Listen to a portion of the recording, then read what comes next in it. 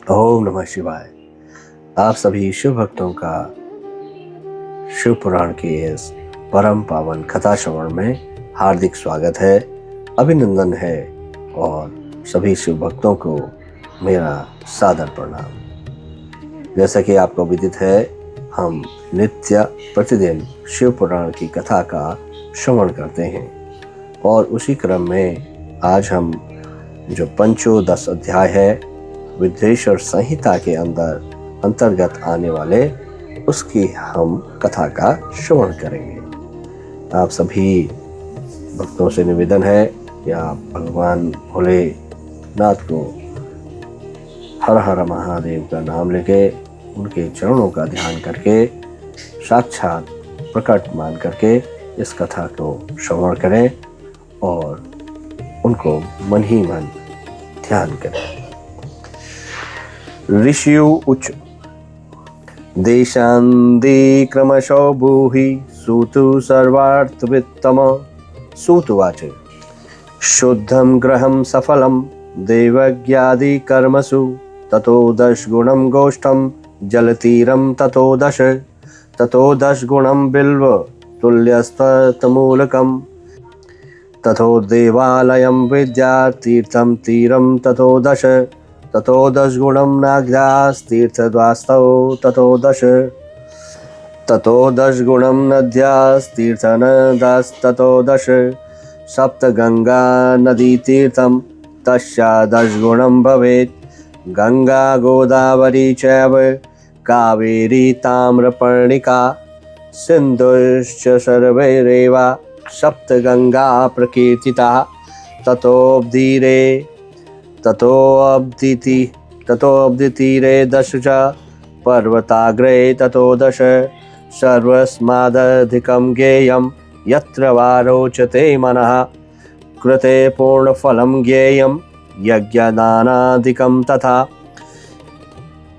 त्रेतायुगे त्रिपादं च द्वापरे अर्धसदा स्मृतं कलोपादं तु विज्ञेयं तत्पादोनं ततोऽर्धके। शुद्धात्मनः शुद्धदिने पुण्यं सफलं विदुः तस्माद् दशगुणं ज्ञेयै रविसङ्गक्रमणे बुधः। विश्वे तदश गुणमयने तदश स्मृतं तदश मृगसंक्रान्तौ तच्चन्द्रग्रहणे दश ततश्च सूर्यग्रहणे पूर्णकालोत्तमे विदुः। जगत्स्वरूपस्य सूर्यस्य विषयो गाचिरोगदाम् अतस्द्वेषशान्त्यर्थं स्नानदानं जपाश्चरेत्। विषशान्त्यर्थकालत्वासकालः पुण्यादः स्मृतः जन्मक्षये च वृत्तान्ते सूर्यरागोपमविदुः।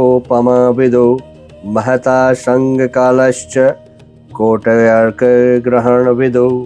तपोनिष्ठा ज्ञाननिष्ठा योगिनो यतयस्तथा पूजायाः पात्रमेते हि पापसंयक्षकारणं।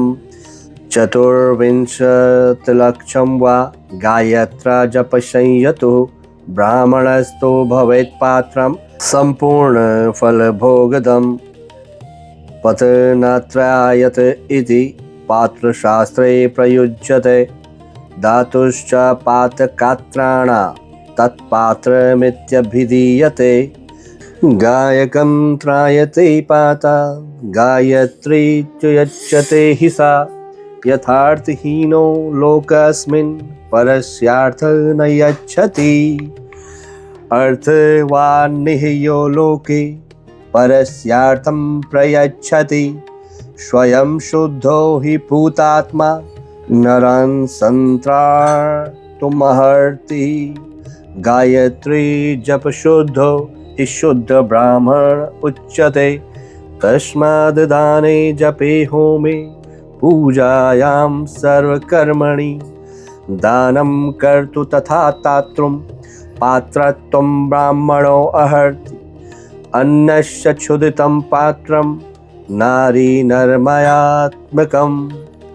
ब्राह्मणं श्रेष्ठमाहूय यत्काले सुषमाहितं तदर्थं शब्दमर्थं वा सद्बोधकं भीष्टदम् इच्छावतः प्रदानं च सम्पूर्णफलं विदुः यत् प्रश्नान्तरं दत्त तदर्थफलदं विदुः यत् सेवकाय दत्तं स्यात् तत्पादफलदं विदुः जातिमात्रस्य विप्रस्य दीनवृत्त्वे द्विजर्षभः दत्तमर्थं हि भोगाय भूलोके दशवार्षिकं वेदयुक्तस्य विप्रस्य स्वर्गे हि दशवार्षिकम् गायत्री जपयुक्तस्य सत्ये हि दशवार्षिकं विष्णुभक्तस्य विप्रस्य दन्तवैकुण्ठदं विदुः शिवभक्तस्य विप्रस्य दत्तं कैलासदं विदुः तत्लोकोपभोगार्थं सर्वेषां दानमिष्यते दशाङ्गन मनः विप्रस्य भानुवारे ददन्नरा परजन्मनि चारोग्यं 10 वर्षं समश्नुते बहुमानमथाह्वान नमभ्यङ्ग पादसेवनं वासो गङ्गार्दर्चनं च घृता पूपर्सोत्तरं षडशं व्यञ्जनं चैव ताम्बूलं दक्षिणोत्तरं नमश्चानुगमश्चैव श्रद्धा स्वर्णदानं दशाङ्गकं दशाङ्गमनं विप्रेभ्यो दशभ्यो वै ददन्नरा अर्कवारे तथारोग्यं 100 वर्षं समश्नुते सोमवारादिवारेषु ततद्वारगुणं फलम् अन्नदानस्य विज्ञेयं भूलोके परजन्मनि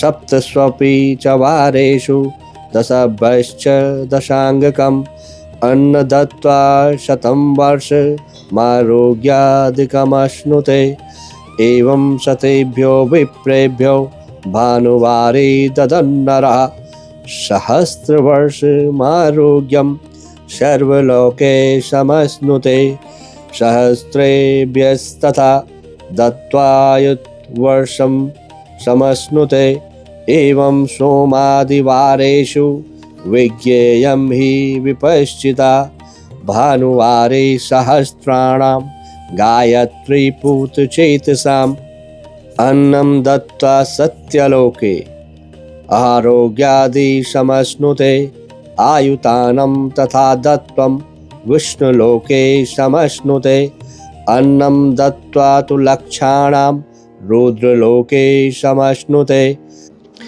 बालानां ब्रह्मबुद्ध्याय हिदेयं विद्यार्थिभिर्नरे यूनां च विष्णुबुद्ध्याय हि पुत्रकामार्थिभिर्नरे वृद्धानां रुद्रवृद्धाय हिदेयं ज्ञानार्थिभिर्नरे बालस्त्री भारती बुद्ध्या बुद्धिकामे नरोत्तमे लक्ष्मी बुद्ध्या युवस्त्रीषु भोगकामे नरोत्तमे वृद्धासु पार्वती बुद्ध्या देवयात्मार्थिभिर्जने शिलवृत्त्यो च वृत्त्या च गुरुदक्षिण्यार्जितं शुद्धद्रव्यमिति प्राह तत्पूर्णफलं विदुः शुक्लप्रतिग्रहादत्तं मध्यं द्रव्यमुच्यते कृषिवाणिज्यकोपेत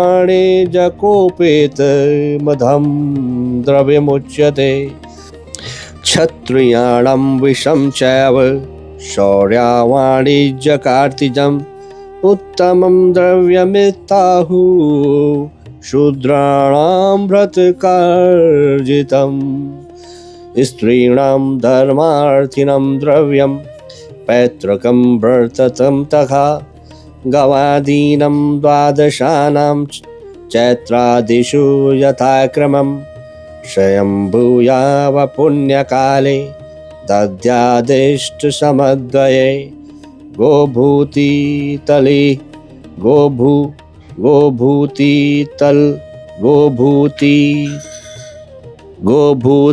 गोभूतिर्हिरण्यज्या वासोधान्यगुणानि च रौप्यं लवणकूष्माण्डं कन्या द्वादशंकं तथा गोदानात् गव्येन गोमेयो नोपकारिणा धनधान्याद्वाश्रितानां दुरितानां निवारणं जलस्नेहाद्वश्रितानां दुरितानां तु गौजलः कायिकादित्रयाणां तु क्षीरदध्वाजकैस्तथा तथा तेषां च पुष्टिश्च विज्ञेया हि विपश्चिता भूदानं तु प्रतिष्ठार्थ महि चामूत्र च द्विजा तिलदानं बलार्थ हि सदा मृत्युञ्जयं विदु हिरण्यजठराग्रैस्तु प्रद्युतं वीर्यदं तथा आज्यं पुष्टिकरं विन्द्यादस्त्रमायुष्करं विदुः धान्यमन्नसमृद्ध्यर्थं मधुराहारदं गुणं रौप्यं रेतो अभिवर्धयर्थ षडशार्थं तु लावणं सर्वं सर्वसमृद्ध्यर्थं कूष्माण्डं पुष्टिदं विदुः प्राप्तिदं सर्वभोगानामिहि चामित्र च द्विजा प्राप्तिदं सर्वभोगानामह चामूत्र च द्विजा यावज्जीवन्मुक्तं हि कन्यादान तु भोगदं पनसाम्प्रकपित्थानां वृक्षाणां फलमेव च कदल्यादौषधीनां च फलं गुल्मोद्भवं तथा माषादीनं च मुद्गानां फलं शाकादिकं तथा मरीचिशर्षपाद्यानां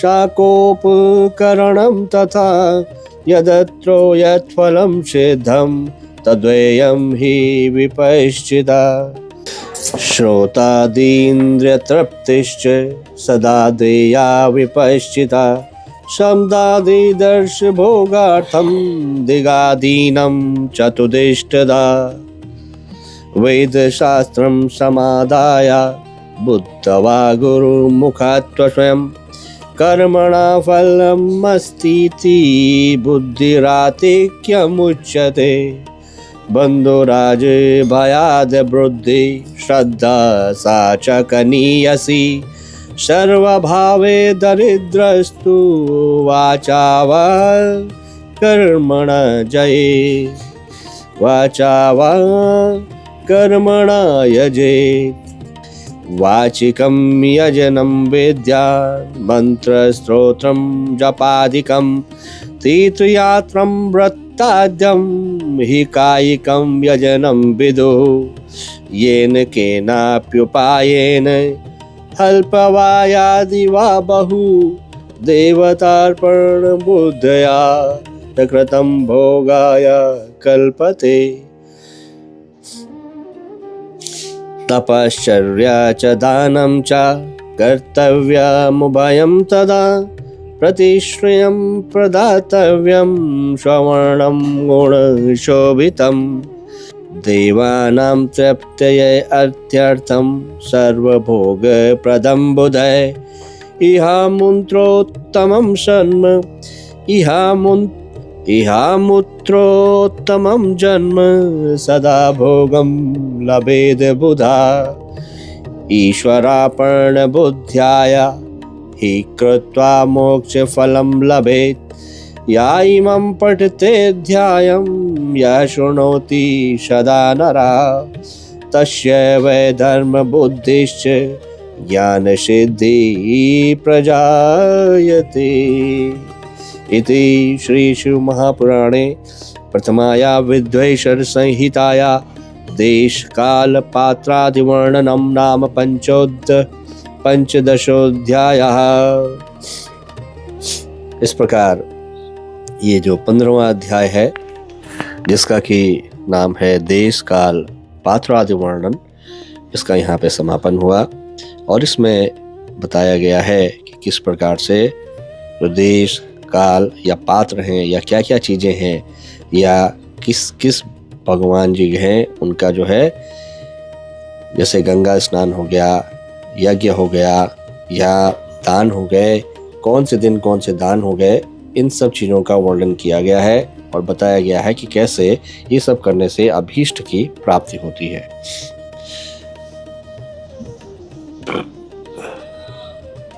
भगवान भोलेनाथ आप सभी के ऊपर अपना दृष्टि बनाए रखें।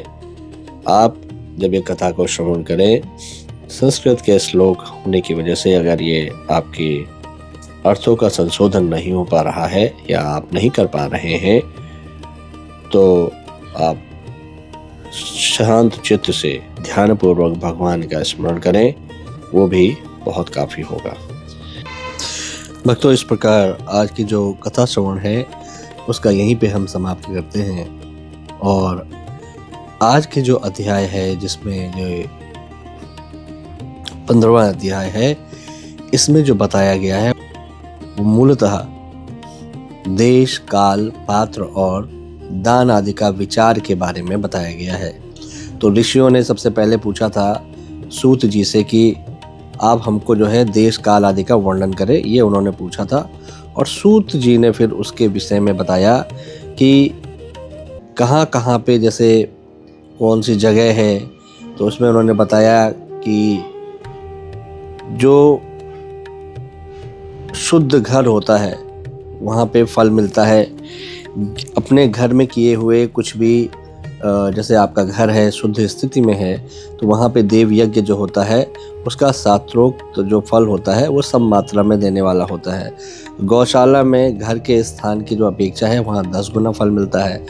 जलाशय का जो तट होता है, मतलब कोई नदी के किनारे वगैरह, वहाँ पे उससे भी ज़्यादा 10 गुना अपेक्षा फल मिलता है। तो और जहाँ बेल तुलसी एवं पीपल वृक्ष का मूल निकट हो, वह स्थान जलाशय के तट से भी 10 गुना फल देने वाला होता है। और देवालय को उससे भी 10 गुने, अर्थात मंदिर वगैरह जो होते हैं वहाँ पे उससे भी ज़्यादा 10 गुना फल देने वाला होता है। तो इस तरह से नदी के किनारे के बारे में बताया। तो उसमें जो पवित्र नदियाँ हैं, जैसे सप्तगंगा, जैसे कि गंगा, जो सप्तगंगा में जो नदियाँ आती हैं, गंगा, गोदावरी, कावेरी, ताम्रपर्णी, सिंधु, सरयू और नर्मदा, इन 7 नदियों को सप्तगंगा कहा गया है। और जो समुद्र के तट का स्थान है, इनसे भी 10 गुना पवित्र माना गया है। जो पर्वत का शिखर का प्रदेश है, वहाँ पे समुद्र तट से भी 10 गुना पावन है। तो वो एक यहाँ पे जो बताया गया है, उसमें जो शुद्ध स्थितियाँ हैं, शुद्ध जगह हैं, क्या किस तरह से हमारा जो वर्णन होता है, किसी को हम देव कार्य करते हैं, यज्ञ वगैरह, हवन वगैरह, तो उसके फल की बातें की गई है। फिर उसमें जो ब्राह्मण है, कौन हमको पात्र हैं, जैसे दान किसको देना चाहिए, तो इसमें लिखा था कि सतयुग में यज्ञ, दान और जो कर्म होते हैं उनका पूर्ण फल देने वाले होते हैं। त्रेता युग में उसका जो है 3/4 फल मिलता है। द्वापर युग में आधे ही फल की प्राप्ति होती है। और कलयुग में उसका 1/4 फल की प्राप्ति होती है, ऐसा समझना चाहिए। और आधा जब कलयुग बीत जाएगा, 1/4 फल में से भी 1/4 फल कम हो जाता है। ये इसके श्लोक का मतलब यहाँ पे बताया गया है। दूसरी बात, जैसे जो सूर्य संक्रांति होती है, संक्रांति के दिन जो हम सत्कर्म करते हैं, बाकियों के शुद्ध दिनों की अपेक्षा उस दिन किया हुआ जो फल होता है किसी भी शुभ कर्म का, वो 10 गुना अधिक फल होता है।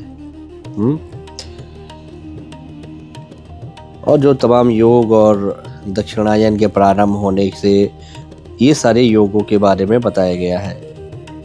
ठीक है, तो इन सारी चीज़ों के बारे में हमें ये बताया है कि बाकी जैसे कौन कौन से हम दान है वो सबसे बड़ा दान बताया गया है। गायत्री का अपने जो होता है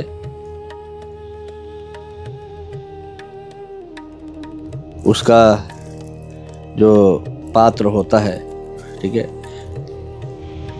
गायत्री जो है अपने गायक का पतन से त्राण करती है, इसलिए गायत्री कहा गया है। मतलब जो गायत्री पाठ करता है, गाता है, उसे उसका पापों का त्राण करती है। जैसे इस श्लोक में बताया गया है कि जैसे धनहीन है वो दूसरे को धन नहीं दे सकता, जो धनवान है वही दूसरे को दे सकता है।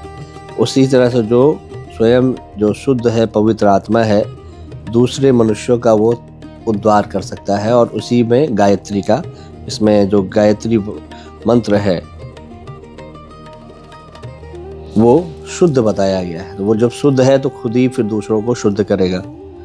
तो ये इसमें और बातें बताई गई थी, दान की जो बातें बताई है। और उसके पहले जो जाति मात्र से ब्राह्मण और दीनता पूर्ण वृत्ति से जीवन बिताता है, उसे दिया हुआ धन का दान दाता को भूतल पर 10 वर्षों तक का भोग प्रदान करने वाला होता है, ये इसमें बताया गया है।